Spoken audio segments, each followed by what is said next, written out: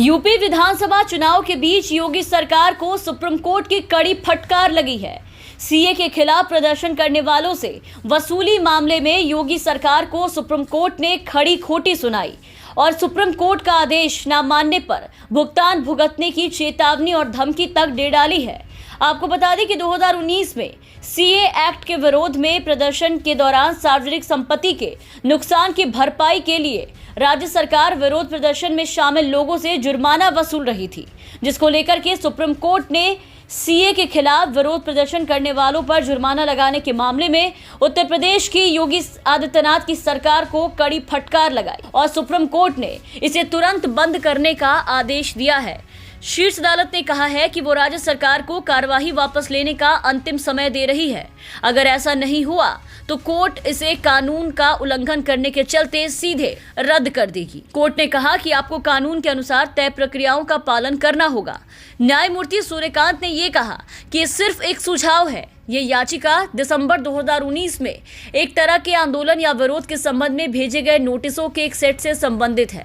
आप उन्हें एक कलम के स्ट्रोक से वापस ले सकते हैं। 236 नोटिस यूपी जैसे बड़े राज्य में कोई बड़ी बात नहीं। अगर आप नहीं सुनने वाले हैं तो परिणाम भुगतने के लिए तैयार रहें। हम आपको बताएंगे कि सुप्रीम कोर्ट के फैसलों का पालन कैसे किया जाना चाहिए।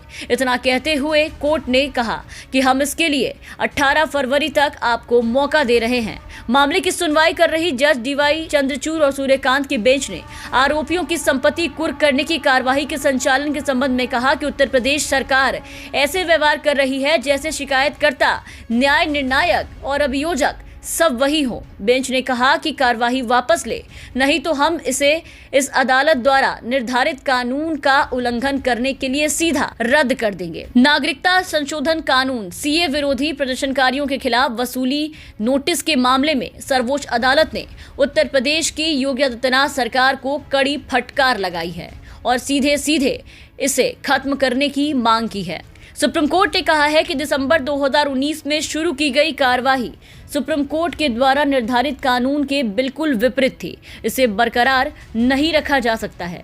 सुप्रीम कोर्ट ने कहा कि अगर ऐसा नहीं किया तो उन कार्यवाही को कानून के उल्लंघन के मामले में खारिज कर दिया जाएगा।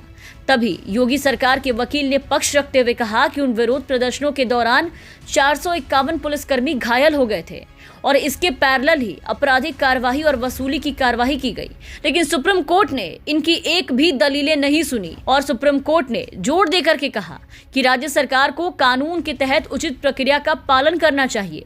सुप्रीम कोर्ट की बेंच ने साफ कहा कि इसकी जांच करें। हम 18 फरवरी तक मौका दे रहे हैं, नहीं तो परिणाम भुगतने को तैयार रहे। तो इस तरीके से सुप्रीम कोर्ट ने योगी सरकार की मनमानी पर सीधा रोक लगा दिया है।